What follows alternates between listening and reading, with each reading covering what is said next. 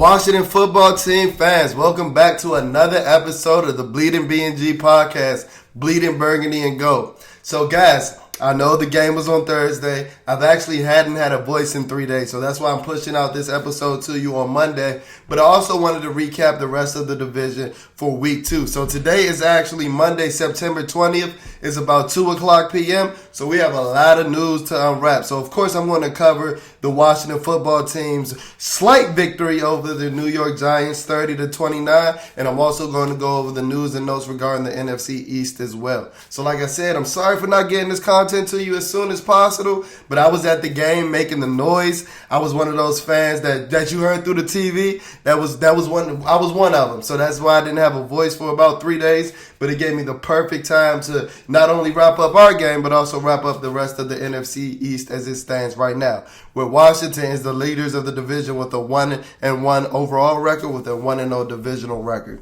So, of course, we want to touch bases on Washington's big win over the New York Giants. So, it was crazy. It was a crazy win in there. As I told you guys, I was there in person in the stadium as I'm going to be all season as a season ticket holder. Catch me in section 139.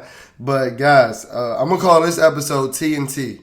TnT, because this was the Taylor and Terry show, and they provided a lot of explosive plays and explosions throughout FedEx Field. It was crazy. Taylor Heinicke had an amazing night. He went 34-46 for 336 yards, 2 touchdowns and 1 interception, and his first start since the start against the Tampa Bay Buccaneers in the playoffs, and he just picked it up where he left off in that last start.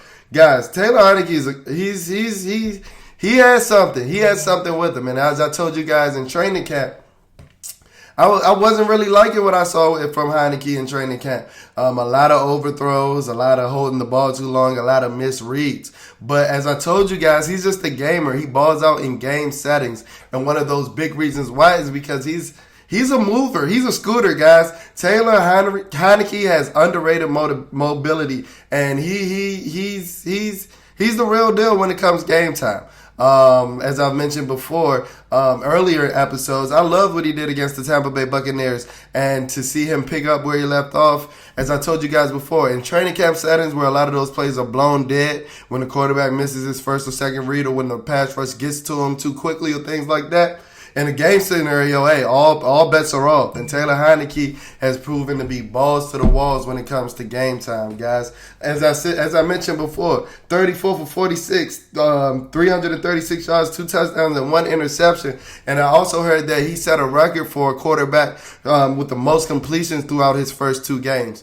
And guys, this is a label that I haven't really seen tagged to Taylor, but he's a gunslinger, guys. He's a gunslinger, and the reason that I think that a lot of people are hesitant to give him that label is because he doesn't fit the typical mold of a gunslinger. You know, those guys are about 6'4" to 6'6", and they throw the ball all over the place. Think of a guy like Jamarcus Russell or things like that. Think of a guy like Brett Favre, who was smaller, but he just threw the ball all over rock. And I think he was still around 6'3" or 6'4". Taylor Heinicke is a guy who's about 6 feet, about 210 pounds. But, guys, he knows how to throw the pill. He knows how to throw the pill.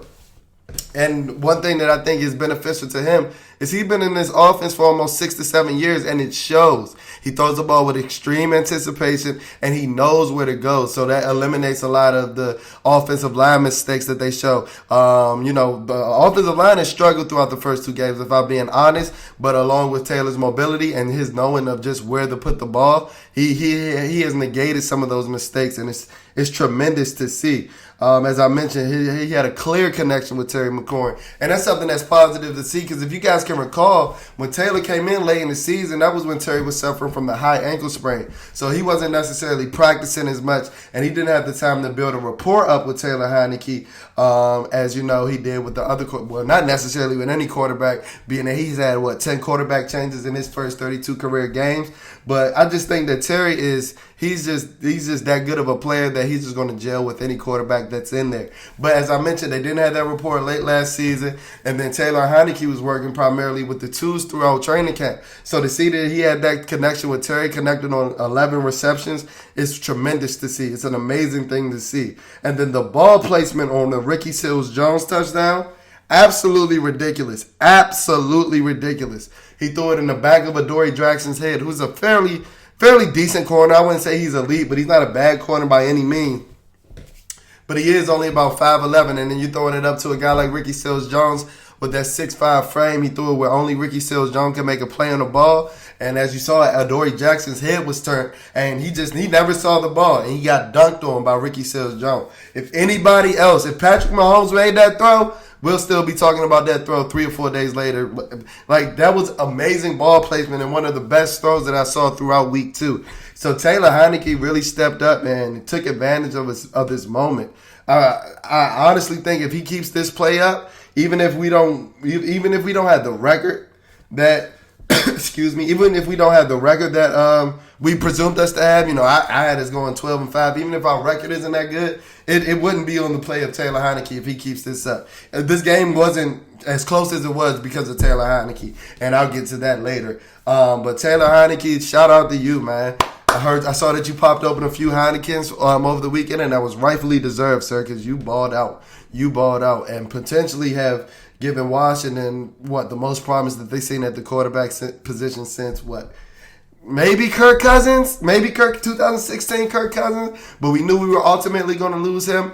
Maybe Robert Griffin III, because you think we can keep a guy like Taylor Heinicke in the fold. And I think it would be wise of him to stay connected to Scott Turner as well. Because one of the big questions I do have is, how good would Taylor Heinicke be outside of this system? As I mentioned before, he knows exactly where to go with the ball. It's crazy. He throws with anticipation, and I'm not sure if it's just because he has a PhD in Scott Turner's system, being that he was with the Minnesota Vikings training camp on a training camp roster in 2015. So we got to think that was 6 years ago, guys.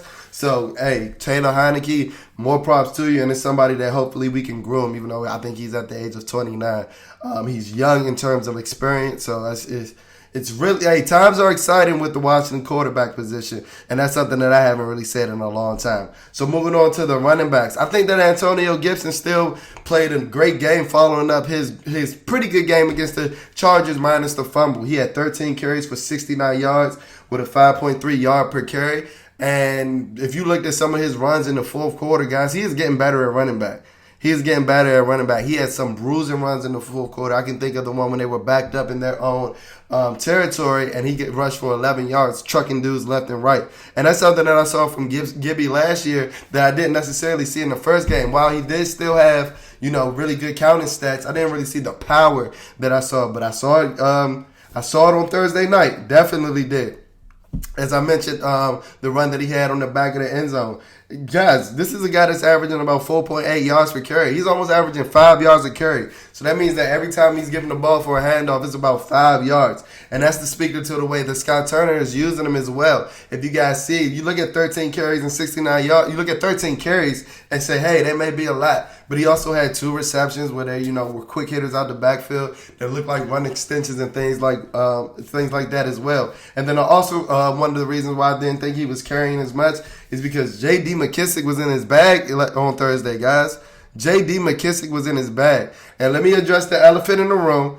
Excuse me. I'm going to go ahead and get that out the way now, because as you guys saw, I had a tweet that went viral among the Washington football team community where I said that J.D. McKissick is what we hoped that Chris Thompson would be. And that was no shade to Chris Thompson as a player. When he was healthy, Chris Thompson was dynamic and one of the most dynamic players that we've had in the 2010s. But how often could you count on that? J.D. McKissick is somebody that hasn't missed a game in his time with the Washington football team, and he's still providing some similar electricity and things like that. I'm a big believer in your best ability is your availability. Availability is your best ability. And why a lot of people, now I won't say everybody, because there were a lot of people that agreed with me as well, but a lot of people were at my neck. But we have to do, guys, if we have to stop, especially on Twitter, we got to stop reacting with our hearts and look at the context of the situation. And then everybody brought up Chris Thompson's 2017 year, which was special. Don't get me wrong. I'll be dead ass wrong if I told you that season wasn't special. But it was only 10 games. And then we also forget that Chris Thompson was drafted in 2013. This is J.D. McKissick, somebody that gave you instant production in his first 18 games as a Washington football team player. So I really don't care what the people on Twitter have to say. That's why I've been going back and forth, exchanging with you guys. I love the interaction, but some of y'all are just loud and wrong. And I think you don't realize that you got the right one this time. You got the right one, and we can go back and forth, but I still solely believe what I said, that J.D. McKissic's instant impact and what he provides on a game-by-game basis, not any flash in the pan moments, he's what we hoped Chris Thompson would be. Why is that shade? Why is that shade? Who didn't hope that Chris Thompson would provide what he provided on a game-by-game basis and not these flash in the pan moments? And you have to question yourself if the sample size that you could go to and a player with his 6-year tenure here is a 10-game sample in 2017. You have to question really how good was that player, or are you clutching on the memories? But I'm going to leave that there because, as I mentioned before, J.D. McKissic balled out on Thursday night. He had 4 carries for 10 yards and 1 touchdown, and he had 5 receptions for 83 yards, including that nasty out and up on the first play of that 2-play touchdown drive that resulted in a Ricky Seals-Jones touchdown. And, guys, that route was so disgusting. You could tell that J.D. McKissic has a receiver background. He sold the out route on the linebacker, cut it up, and it was murder she wrote. I almost thought that he had a chance to take it to the house, but the DB had a pretty good angle. But J.D. showed some real speed after the catch. He was leaving the linebacker that was checking him. And J.D.'s just a dynamic guy.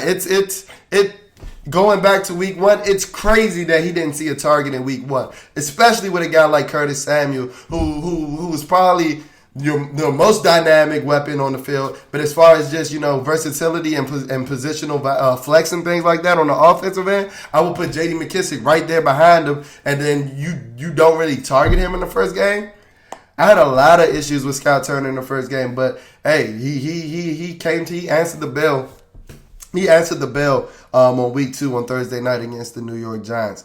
I know a lot of people are criticizing him for the interception late, right before the 2-minute warning that James Bradbury got. But if you look at the play call, it wasn't a bad play call at all, because Antonio Gibson was open, and I think it was one of those run extension type plays that I mentioned early in the episode when I was talking about Antonio Gibson, where that wasn't the right read that Taylor Heinicke made. And if you look at Antonio Gibson, he's pretty open in the ends, in the flat, where he can gain about 3 to 4 yards and just keep the chains moving. So that was a wrong read by Taylor Heinicke, but I wasn't mad at the call because the Giants were loading up the box, and that's why Antonio Gibson was open in the flats and things like that. So I wasn't mad at that call at all, and Scott Turner was in his bag. I think that the offense opened up more. I don't think that Fitz was too well adapt to the offense yet. You can see it in game 1. I mentioned it to another Washington football team fan that was at the game. He just looked like he was going through the motions in the first game. The offense picked up. I'm pretty sure you guys saw it on TV, but it looked like it in the stadium. And I just think that the offensive playbook picked up this week, where Scott Turner realized that Taylor was going to be the starter. So great job by the running backs, but I would be remiss if I didn't mention this. Terry Mcluarin is the best player on this roster by far right now. 11 receptions for 107 yards, and he's doing this against James Bradbury, who put up an elite cornerback type year last year. But Terry McLaurin was working this man left and right. One hop this time, right foot, left stop. He was giving it to him whatever way you wanted. Like, Terry McLaurin, you are a dog. I know I told you that last episode, but I mean it. And you keep producing week in and week out. Terry McLaurin is amazing. Terry McLaurin is ridiculous. And I'm here to question. I'm going to leave you guys, my Bleeding BnG fans, with a question. Does Terry McLaurin have a top 10 skill set at the wide receiver position? If you look at his combination of speed and route running, even it was mentioned before the Los Angeles Chargers game by one of the Washington football team beat reporters, one of the media pundits. They compared his route running to Keenan Allen. Yeah, Keenan Allen's an amazing route runner. You look at the guys that Terry's compared to, like as far as route running, such as Calvin Ridley, Keenan Allen, Devontae Adams, some of the upper echelon guys. They're not doing it with 4.3 speed like Terry McLaurin. They're not accompanying that elite route running with 4.3 speed. And then you think about his contested catch ability. If you go look at his next gen stats from the last game as far as the contested catch win rate, it's crazy. And he was drafted for his blocking ability and his special teams ability. So is it crazy for me to ask, does Terry McLaurin have a top 10 skill set at the wide receiver position at this point?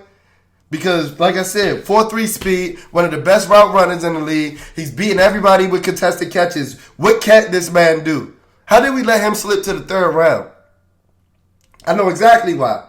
Because Paris Campbell ran a lot of drags and things like that, screen passes, and that's all Dwayne Haskins could throw. But I'm going to just leave that there. But I'm just the messenger. Like I said, over at Bleeding BnG, we give you real, raw, unfiltered content. And that's exactly why Terry Mcluarin fell to the third round. Because Paris Campbell was a better collegiate player. Because he ran those shallow digs, those crossing routes, those runaway routes, those mesh routes.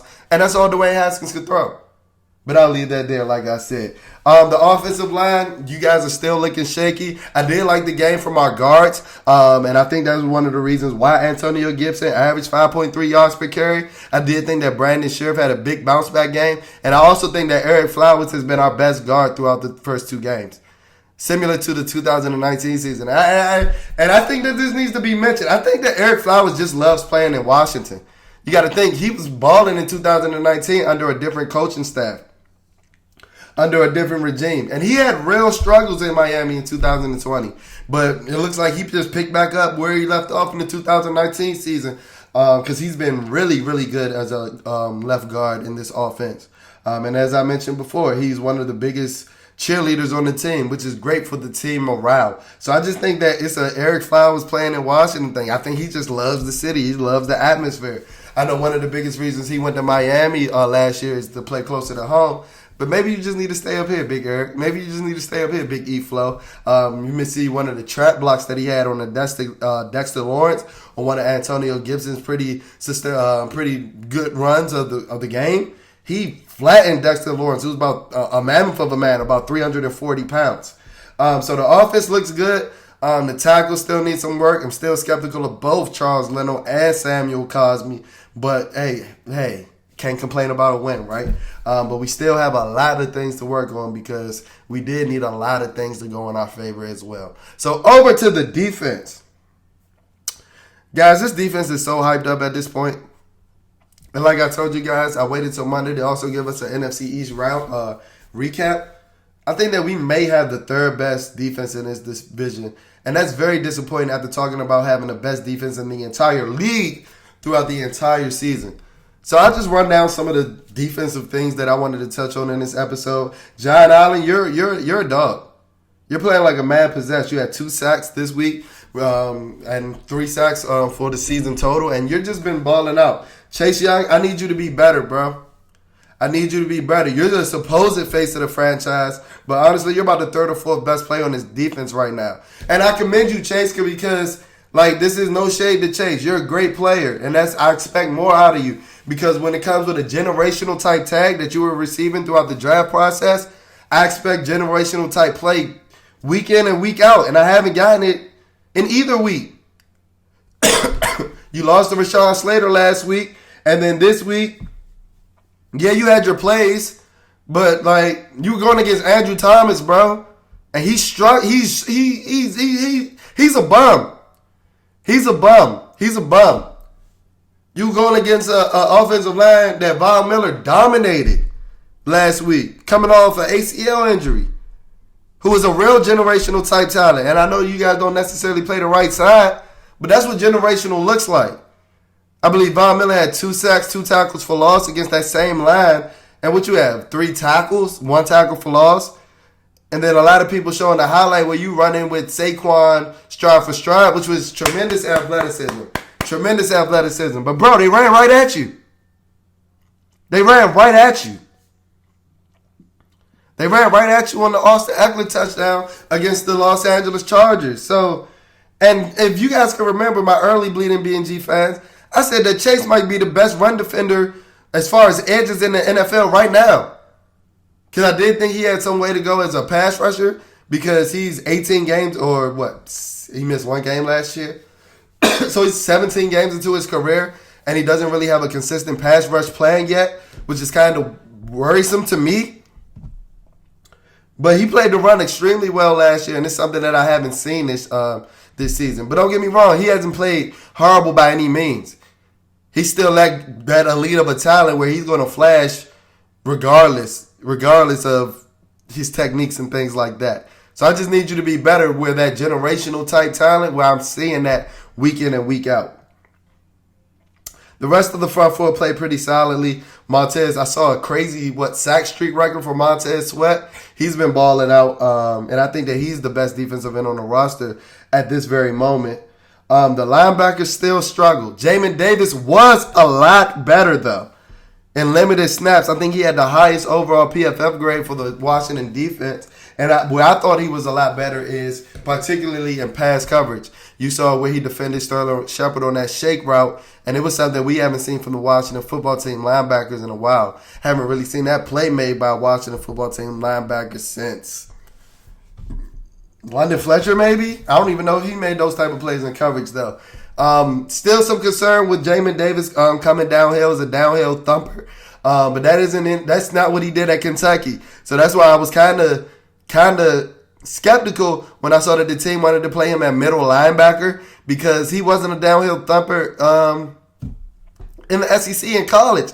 And that's something that you really need in the NFL, especially at that middle linebacker position when you're looking at the guys like the Fred Warners, who's not the biggest linebacker, but he comes downhill with a vengeance. You look at a guy like Bobby Wagner and things like that. So I was kind of skeptical with the move with Jamin Davis moving to middle linebacker, but I still think that outside linebacker, that weak side linebacker role, is what best suits him, because that's where you are able to display your coverage skills, playing tight ends and things like that, with the formations often leaving a tight end on the weak side of the offense or the weak side of the defense.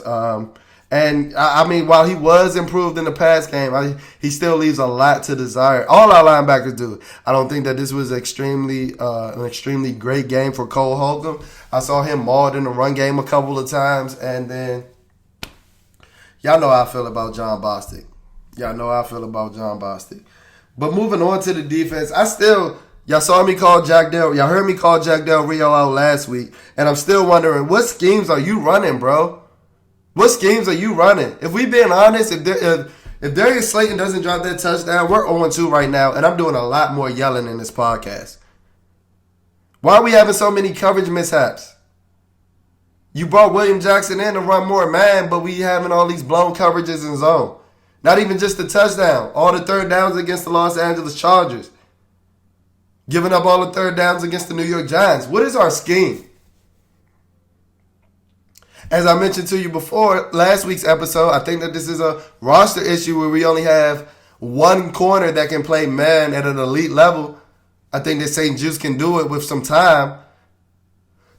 But we're relegated to running a lot of zone with these coverage breakdowns are happening because we don't have any elite man corners. Then that brings me to Lanny Collins, who I was excited for through the training camp because he looked good. He looked good in preseason. Everybody told you that. It wasn't just me. All the beat reporters, all the Washington football team fans that saw Landon in training camp, we all shared the same sentiments. He's had a pretty rough outing in these first two games, though. You saw William Jackson looking back at him as that was his mishap on that dropped touchdown catch by Darius Slayton. And then Rob mentioned that it was a safety that messed up. He didn't say him by name, but we all know it was Landon. Then Landon got burned once again by Danny Dimes. Landon looked like my grandmother running out there chasing Danny Dimes. Daniel Jones, who runs a 4.840. So while I don't think that that's really replicating Daniel Jones's play speed, that's kind of concerning to see, because when Lanny Collins was chasing him, he wasn't making up any ground. And it was brought up on national TV shows. Shannon Sharp like, look at Landon over there, not making up any ground. So you know it's bad when those type of shows pick it up. And I'm just concerned about, did we buy the hype? Did we buy the hype too soon? Because we got to still think this is a DB playing with an Achilles injury. Returning from an Achilles injury.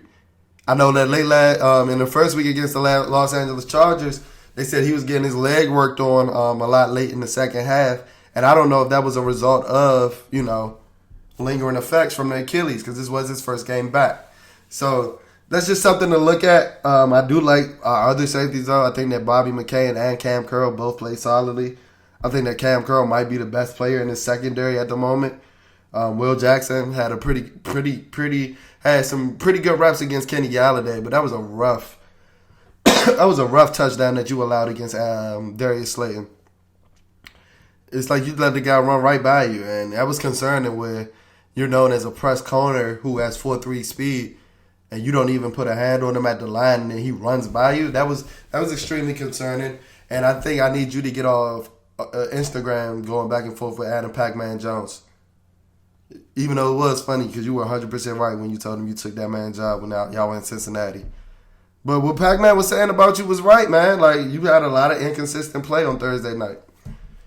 And this defense, I just hope that they can get that act together like they did late in the season because the potential is there. The potential is there. If we get Jamin Davis to reach his potential that people were hyping up with pre-draft, if we can get Chase Young to reach the potential of that generational type talent that we've been hyping up, me included. So I don't want to exclude myself. I think that Chase Young is a generational type talent as well. If we can get him to return to form, I think that this can still be one of the more elite defense or most elite defense in the NFL. But we need right now we're paper champions. We need to put the motion on in the field. We need to put pen to paper, and we need to live up to the hype that everybody, Greeny, Sam Acho, everybody was giving this defense before the season because I haven't seen it so far. At the beginning of the season, you wouldn't have to tell yourself for Washington to win a game, it would have to be a shootout, which Thursday night was 30 to 29. How many times have we scored 30 points in the last 3 seasons? Not many. Let me go ahead and answer your question now. Not many. So with that being said, if our offense can improve to shock some people, especially with Curtis Samuel set to return after the Buffalo game, as they say, because they seem to be keeping Curtis Samuel's injury in a mystery box like he's Waldo or something. I don't really get it. But if Curtis Samuel is set to return after this next game against the Buffalo Bills, that's even more excitement and versatility you can add to your offense. Now let's imagine if that defense gets back on track like we had predicted before the season. Then we can have a pretty good team. Because right now, even though we are 1-1 and first in the division, I wouldn't call ourselves a pretty good team. Told you guys I was going to give you guys an NFC East Rap Recap. The Philadelphia Eagles lost to the San Francisco 49ers 17-11. But that defense looked pretty good. Defensive line is very menacing. That defensive line looks like what our defensive line was hyped up to look like. Now, I know that Brandon Graham suffered an Achilles injury and he may be out for the season, which is a big blow. But as I mentioned before, I think we may have the third best defense in the division right now. And that's depressing. Because Dallas looked better on defense against the Los Angeles Chargers in their win against the Los Angeles Chargers yesterday where they won 20-17 than we did. Micah Parsons in his first game as a defensive end having much more pressure than Chase Young or Montez Sweat did last week. That's concerning. Everybody's like, oh, he played defensive end in high school. I get that. He hasn't played it since high school or his first year at Penn State. Compare that to our guy that we're giving generational tags to. That's concerning. That's concerning if we're being honest. So right now, I mean, we still keeping our heads above water, and we're first place in the division due to our divisional record. So there's a lot to look forward to, but we got a lot that we have to get better on. And you come to Bleeding BnG for the most raw, uncut, and most honest commentary on the football team. So I'm going to give it to you. Thankfully, we have a lot of time before our next divisional matchups because I don't see how we stop an offense like Dallas. Shoot, I don't see how we stop Jalen Hurts. I don't. This defense needs to pick it up. Jack Del Rio, I'm looking right at you. Chase Young, I'm looking right at you. Because it's time, guys. It's time. Because we might have found our quarterback in Taylor Heinicke. Our offense is doing its job. Now it's time for y'all to pick up the slack and get back to that elite defense that we presumed you guys to be before the season. So that's it for episode 27, guys. As I mentioned before, we're going to have a preview episode. Looking forward to our huge matchup with the Buffalo Bills. If you enjoyed this episode, please like, comment, and subscribe. Thank you for tuning into another episode of the Bleeding BnG podcast. Please follow our social medias. Our Instagram is @BleedingBnG. That's @BleedingBNG. BnG. Our Twitter is a tad bit different at Bleeding BnG, BLEEDIN BnG. So there's only one G in our Twitter handle, and then you can listen to us on all podcast platforms. But especially on Apple Music, guys, please rate and review. Like I told you, we're trying to finesse these algorithms so that you're getting all Bleeding BnG when you're looking up Washington football team content. Remember, our YouTube fam, subscribe. We're pushing out these episodes. We're pushing out other content on YouTube as well. So check us out. Peace.